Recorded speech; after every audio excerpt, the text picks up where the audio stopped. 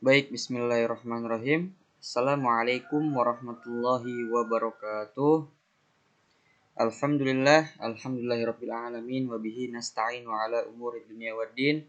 Wassalatu wassalamu ala asyrafil anbiya'i wal mursalin wa ala alihi wa sahbihi ajma'in amma ba'du. Baik, anak-anakku sekalian, pelajaran kita kali ini yaitu masih tematik ya, tema 2, subtema 1, pembelajaran 2. Baik anak-anakku sekalian, sebelum kita memulai pelajaran, alangkah baiknya Ananda membuka buku tema dan menyiapkan alat tulis kalian. Ya, jadi sebelum kita belajar, ya, lebih baik, bagusnya kalian itu menyiapkan buku tema, buku paket kalian dan buku tulisnya. Ya, kemudian alat tulisnya juga jangan lupa. Ya, kita belajar bersama-sama. Baik, kita mulai. Pembelajaran 2. Di sini bisa kita lihat ya.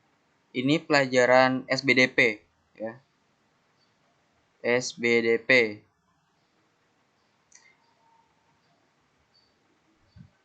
Halaman 8 dan halaman 9 terdapat teks ya, bacaan teks yang judulnya perbedaan yang menguatkan. Bisa kalian baca ya, bisa kalian baca terlebih dahulu.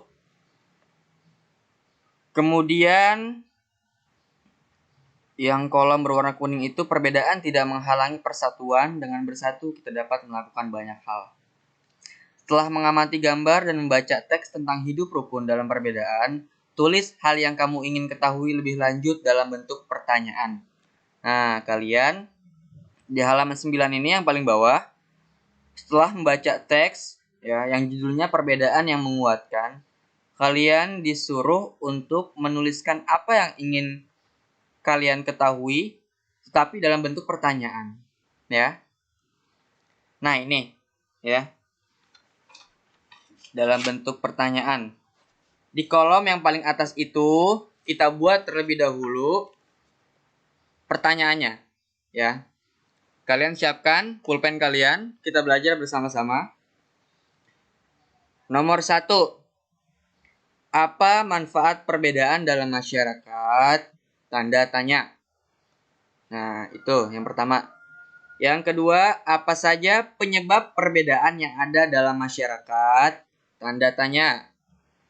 Nomor 3, bagaimana cara bergaul dalam perbedaan latar belakang budaya? Tanda tanya. Yang keempat atau yang terakhir, sikap apa saja yang dibutuhkan dalam menghadapi perbedaan? Tanda tanya. Nah, itu jawabannya ya. Jadi kan tadi kita disuruh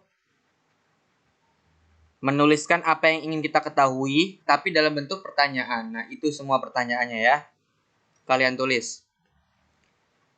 Tukarkan pertanyaan yang telah kamu buat dengan teman di sebelahmu dan diskusikan jawabanmu bersama-sama. Ya, tidak perlu ya, karena kita kan belajar di rumah masing-masing. Tulis kesimpulan tentang persatuan melalui hidup rukun dalam perbedaan pada bagan berikut.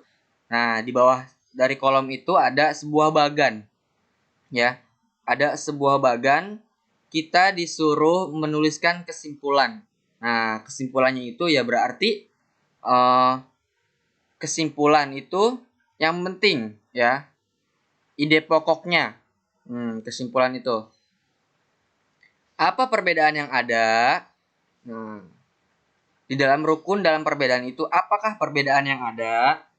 Perbedaan yang ada, jawabannya nih ya. Perbedaan yang ada adalah suku, ras, budaya, dan juga agama. Kalian tulis di buku kalian. Bagaimana cara menyikapinya? Cara menyikapinya adalah dengan sikap toleransi yang bermulai dari hal-hal kecil dalam kehidupan kita sehari-hari. Nah, itu. Kemudian apa manfaat hidup rukun? Hidup rukun itu manfaatnya satu, hidup menjadi damai. Yang kedua, tidak ada permusuhan. Dan yang terakhir yaitu banyak teman. Nah, itu jawaban dari halaman 10 yang terdapat bagannya. Kemudian ceritakan pengalamanmu tentang hidup rukun di sekolah atau lingkungan tempat tinggalmu sebagai penerapan persatuan. Ya, itu tidak perlu ya. Kemudian lanjut halaman 11, di situ ada teks lagi ya, bacaan teks lagi. Kalian baca judulnya Lego-Lego Tari Adat ala bermakna persatuan. Itu kalian baca ya. Nanti kalau sudah selesai, nah tuh halaman 12 juga ada bacaan. Nah, lanjut ke halaman 13. Perhatikan jenis pola lantai berikut. Ada pola lantai vertikal atau lurus. Nah, itu ada contohnya ya. Tari klasik banyak menggunakan pola lantai vertikal atau lurus. Penari membentuk garis vertikal, yaitu garis lurus dari depan ke belakang atau sebaliknya. Pola lantai ini memberikan kesan sederhana tetapi kuat. Nah, contoh dari pola lantai vertikal atau lurus itu seperti tari Yaspan, ya, dari Papua. Tari Yospan. Kemudian tari Serimpi dari Jawa Tengah. Nah, itu pola lantai vertikal lurus, ya. Kemudian ada tari baris Cengkedan dari Bali. Nah, itu contoh dari pola lantai vertikal atau lurus, ya. Tari klasik yang banyak menggunakan pola lantai vertikal, penari membentuk garis vertikal, yaitu garis lurus dari depan ke belakang atau sebaliknya. Pola lantai ini memberikan kesan sederhana tapi kuat. Ya. Ada juga pola lantai diagonal. Nah, penari berbaris membentuk garis menyudut ke kanan atau ke kiri. Nah, jadi dia memberikan sudut, ya. Dari sudut ke sudut. Penari berbaris membentuk garis menyudut ke kanan atau ke kiri. Itu pola lantai diagonal. Contohnya, tari gending Sriwijaya dari Sumatera Selatan. Nah, kemudian ada pola lantai garis melengkung. Nah, bulat ya, bundar seperti itu tuh. Penari membentuk garis lingkaran. Nah, membuat lingkaran. Tari rakyat dan tari tradisional banyak menggunakan pola ini. Pola lantai ini memberi kesan lemah dan lembut. Contohnya seperti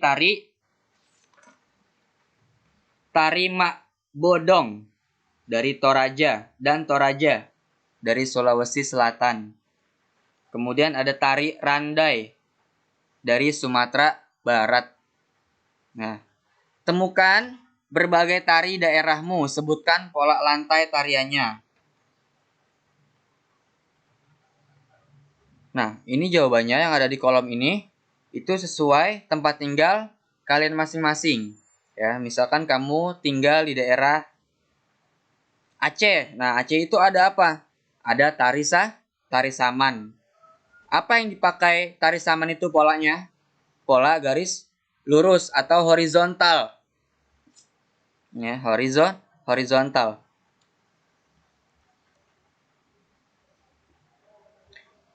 Kemudian ada tari kecak, ya, dari Bali. Pola lantai yang dipakai itu pola lantai garis melengkung. Nah, seperti ini, pola lantai diagonal, ya, melengkung. Nah, itu sesuai daerah kalian masing-masing. Kan banyak tarian-tarian ini di Indonesia ya. Ada banyak jenis-jenisnya, macam-macamnya. Jadi itu kalian isi ya. Temukan berbagai tari daerahmu, sebutkan pola lantai tariannya. Nah, ya, kalian isi. Kemudian yang nomor 2 ini yang bawahnya, praktikkan pola lantai satu tarian bersama kelompokmu. Ini tidak usah ya, karena kita belajar di rumah masing-masing. Kemudian halaman 15. Kalian lihat halaman 15. Itu ada beberapa soal ya. Ada beberapa soal, kalian isi, kalian tulis di buku tulis kalian dari nomor 1 sampai nomor 3. Disalin dulu pertanyaannya, soalnya disalin. Kemudian dijawab ya. Dari nomor 1 sampai nomor 3.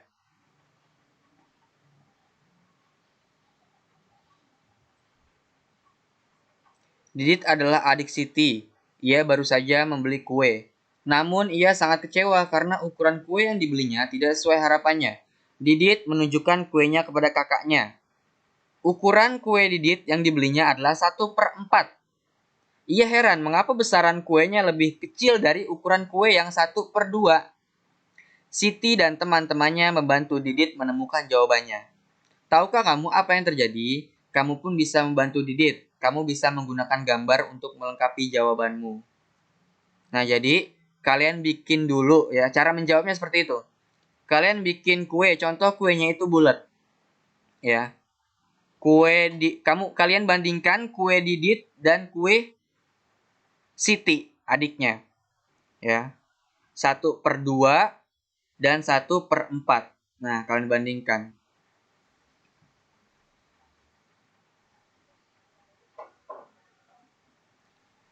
Kemudian yang nomor 2 itu, apakah ada jawaban yang berbeda dengan jawabanmu?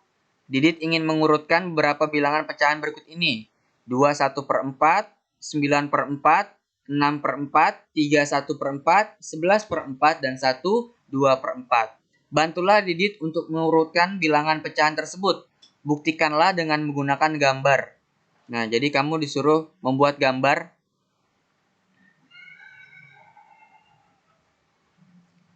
Tapi tidak perlulah, ya nggak usah pakai gambar. Yang nomor 2 itu tidak perlu pakai gambar, ya tidak usah digambar. Kalian langsung saja mengurutkan dari yang terkecil, ya. Kalian urutkan dari bilangan yang terkecil. Nomor 3, Siti, Udin, Dayu, Beni, Edo, dan Lani memiliki latar belakang yang berbeda. Namun mereka tidak mempermasalahkan latar belakang tersebut. Mereka dengan senang hati membantu Didit, adik Siti, untuk belajar pecahan. Oh, berarti cuma 2, ya. Tugasnya cuma 2, nomor 1 dan nomor 2. Dah. Sampai situ dulu ya. Pelajaran kita kali ini, tema 2, pembelajaran 2, subtema 1. Baik, anak-anak. Mungkin sampai sini dulu pelajaran kita kali ini. Kurang dan lebihnya mohon maaf. Wassalamualaikum warahmatullahi wabarakatuh.